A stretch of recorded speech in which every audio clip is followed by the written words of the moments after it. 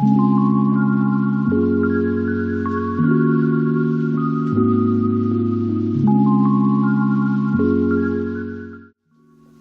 tout le monde! Bonjour! Je m'appelle MK. Je suis Lise. Et bienvenue sur notre chaîne MK Lise. Yeah! Alors MK, comme revue, qu'est-ce qu'on va faire aujourd'hui? Aujourd'hui, eh bien, la revue qu'on va faire, c'est sur la série de Last Twilight. Le dernier crépuscule. Wow! Le nom est joli. C'est joli en français! Ouais! Ok, d'accord, ouais. C'est très beau, j'aime bien en français. Moi aussi. Alors, MK, comment qu'on va faire cette revue? Comment qu'on va faire cette revue? Bien, on va commencer par vous raconter l'histoire, le synopsis. Par la suite, on va vous dire notre appréciation en passant à travers la cinématographie, le jeu des acteurs, la trame sonore s'il y en a une, et pour finir, la note globale sur la série.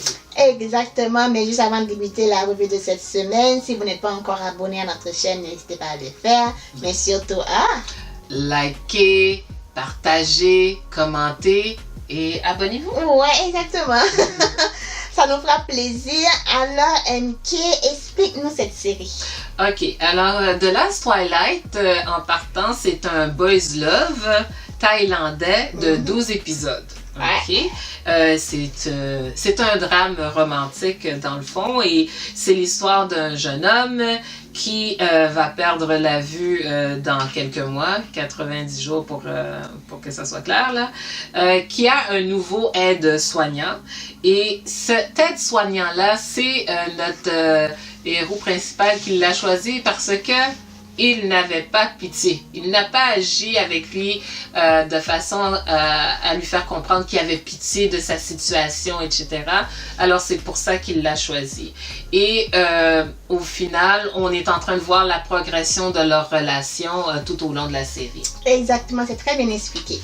Alors, juste avec le synopsis que MK vient de vous faire, si vous ne savez pas où regarder la série, ça va être écrit dans la vidéo, mais aussi dans la barre d'infos.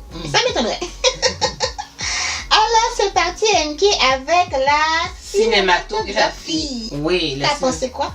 Ben moi, la cinématographie, je l'ai trouvée normale. En voulant dire, il n'y avait rien pour moi qui était vraiment particulier. Moi, je trouvais que c'était très bien fait. La chose que je pourrais peut-être dire, c'est que je trouvais que la chambre de notre héros principal était était quand même assez colorée, franchement. Pour une chambre, là, était colorée pour quelqu'un qui ne voit pas, mais sinon, j'ai pas vraiment quelque chose à dire à rapport à la cinématographie. Peut-être la seule chose que je peux faire comme allusion, c'est lorsqu'il y a eu vers la fin, là, où ce que le ciel, là, le dernier crépuscule. Oui, le dernier crépuscule. Là, peut-être que je trouvais que il y a eu un montage, mais je suis même pas sûre que j'ai aimé le traitement. Au vrai? Ouais. Quand, je dirais au moment, le climax, là, quand il y a eu mettons le dernier petit lueur de... Ouais, je trouve qu'on dirait qu'il y avait quelque chose qui manquait dans cette affaire-là. Wow. Ouais. Pourtant, cette scène-là fait... Oui, la scène a fait le port à cause de la charge émotive. Ouais. Mais l'image, elle, c'est qu'il y a quelque chose que j'ai pas aimé dans l'image. Ah, ok. Alors, c'est tout? C'est tout pour moi. D'accord. Moi, j'ai dit que les lieux ont été très bien choisis. Les cadres, c'est bien. La vidéographie, c'est joli. C'est bien monté, c'est bien filmé. La chambre, comme Enki a dit, la chambre de notre personnage principal. Tu as dit que c'était coloré. Moi, j'ai trouvé qu'il y avait beaucoup trop d'informations dans sa chambre. Il y avait beaucoup de choses, vraiment, busy. Oui, il y avait beaucoup de choses dans sa chambre. Je veux dire, pour son statut, on est tellement habitué à voir, même si c'est du taille, mais on est tellement habitué à voir une chambre très propre, très minimaliste, toute bien rangée, toute bien soignée. Maintenant, j'avais l'impression d'être dans un bordel pas possible. Il y avait le bureau, il y avait les vêtements, il y avait le truc, l'aquarium. Il y avait trop d'informations dans sa chambre. Et oui, c'était coloré, mais je ne me suis pas basée là-dessus tellement que j'avais trop d'informations qui entouraient.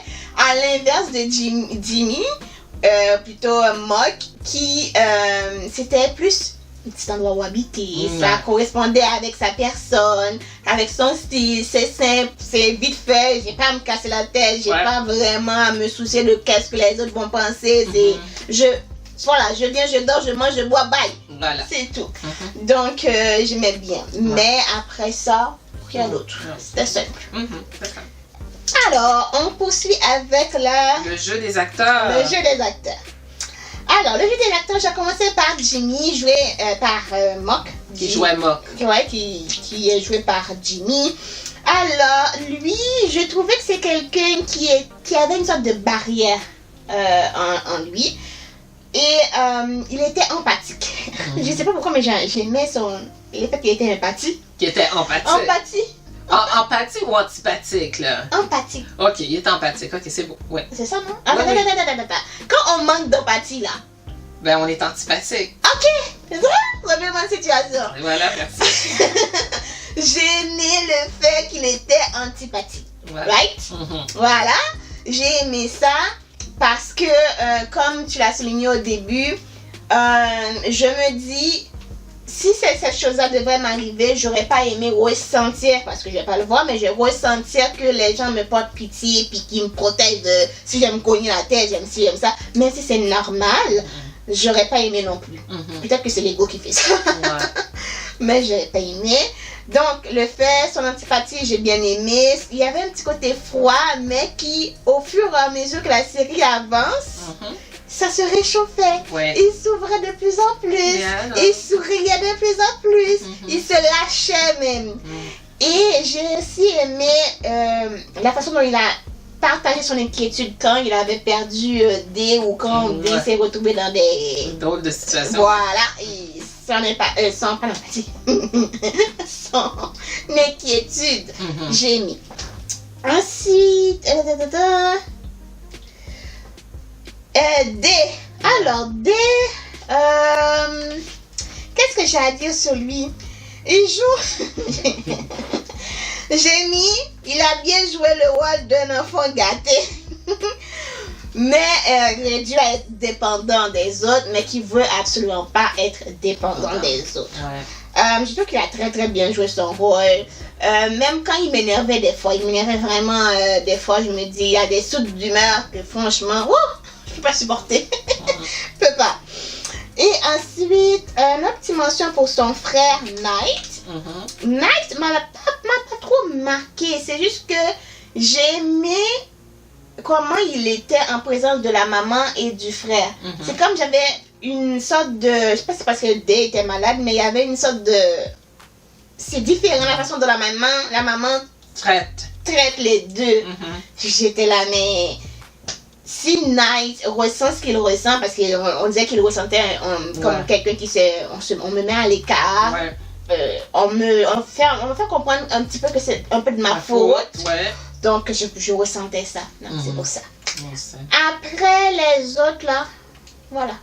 J'ai pas mis les autres. Ils ont bien joué leur fonction. Alors, moi, j'ai mis Jimmy, qui jouait Mock.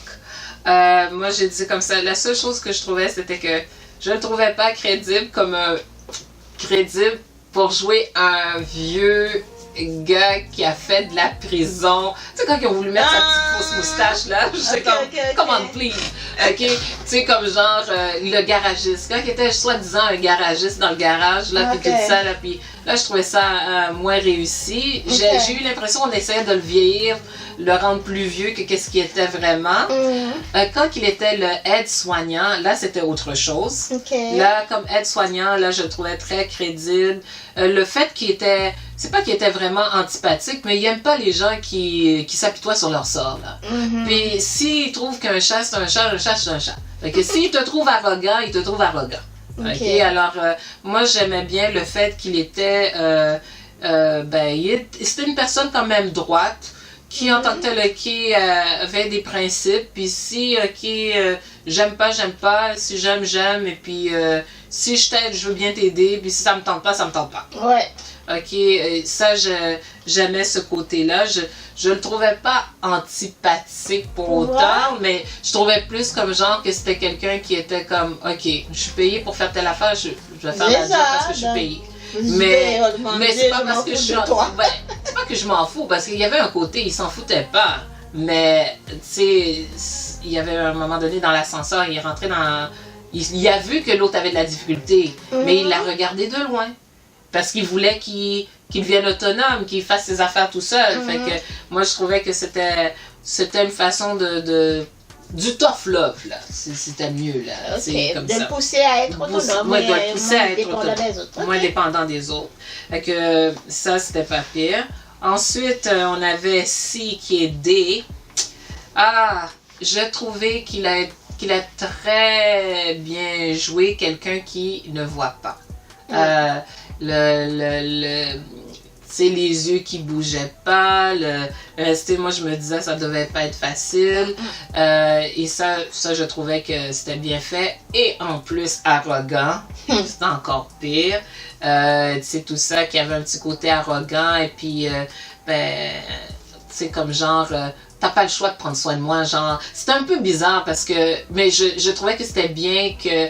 On voyait qu'il avait besoin d'aide, mais il voulait pas demander de l'aide. Puis il avait... comment j'appelle pas ça c'est pas de l'arrogance, c'est comme...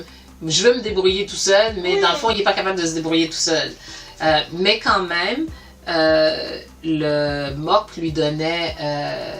je dirais l'indépendance qu'il voulait avoir. Ok, fait que ça au moins c'était bon pour ça.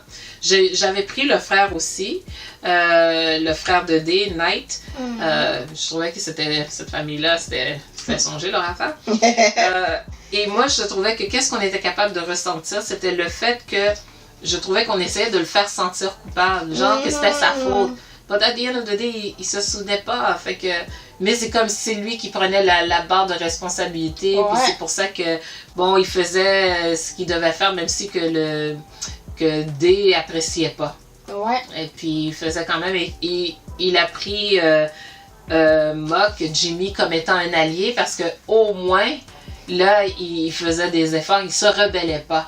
Tandis que si c'est lui qui faisait, ben son frère se rebellait contre lui, alors quand à Yad, je dis, moi, je m'enlève de là. Je trouvais que c'était pas pire. J'avais quand même mis la maman.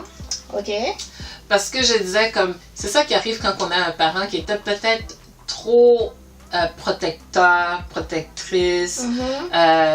Et puis qu'à la fin, au début, elle était super protectrice, contrôlante et ainsi de suite. Puis à la fin, elle a fini par comme lâcher prise, puis...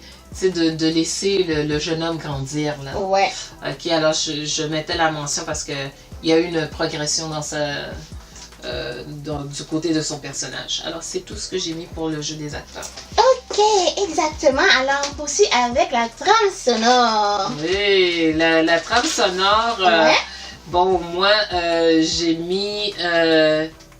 comment ça s'appelle? The Last Picture. Ok, oui.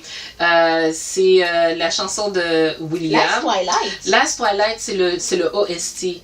Mais la chanson, là, c'est The Last Picture. La chanson, La chanson, là, en soi, ok, c'est l'OST de Last Twilight. Si tu vas le chercher, Last Twilight, on va te le sortir. Mais le nom de la chanson, c'est The Last Picture. Ah ouais? Si tu prends ça, là, ici, là, c'est Last Picture. Ok. Et là, tu vas voir ici, c'est écrit OST. Ok. Ouais. Mais si vous cherchez Last Twilight, vous allez le trouver. C'est par William. J'adore William. J'ai cette petite chanson-là, en tout cas, moi, ce petit OST, pour moi, c'est un espèce de petit bijou. Je l'adore, cette chanson-là. Et l'autre, en anglais, c'est Blame the Stars. Et ça, c'est Jimmy qui le chante. Moi, c'est ces deux-là en particulier, mais surtout de Last Twilight. D'accord. Comme toi, j'avais mis Last Twilight, mais j'ai répété le Last Picture. Last Picture par William. J'ai trouvé ça magnifique. C'est magnifique. Sa voix est juste une voix d'ange. Ça concordait avec la série. Je trouvais le ton de sa voix, mettre ça sur la série, ça allait parfaitement avec tout ce qui se passait. Et ensuite, j'ai pris le Better Day. Chanté par Jimmy aussi, qui était plus moins doux. C'est upbeat. Exactement, c'était plus enjoué que celui de William. Mais c'est pas les deux qui chantent celle-là, Better Days? J'ai pris celui de Jimmy. Oh, ok, la version de Jimmy. Ok, d'accord. C'est beau. C'est beau, maintenant on va poursuivre avec, ou terminer plutôt avec la note globale. La note globale. Alors, j'ai donné 8 sur 10. Ouais, vas-y. J'ai beaucoup aimé cette série. Ce que j'ai aimé le plus, c'est les subtilités qu'il y avait dans la série. Le fait que de ne pas dire c'est parce que la personne est en situation d'handicap qu'elle est faible, que la personne ne veut pas être dépendante ou ne veut pas être indépendante, tout dépend. Il y en a que je suis malade, je veux que tu m'aides. Il y en a que je suis malade, je veux parvenir à faire les choses par moi-même. Donc, le fait de laisser la personne le choix de décider elle-même si elle veut de l'aide ou pas, je trouve que c'est une notion assez importante. J'ai aussi aimé la notion de consentement. Il y a eu une sorte de consentement subtil dans la série pour faire quelque chose. Donc, j'ai aimé ça et pas brusquer la personne, même si on l'aime. Voilà. Il faut avoir ce consentement pour agir.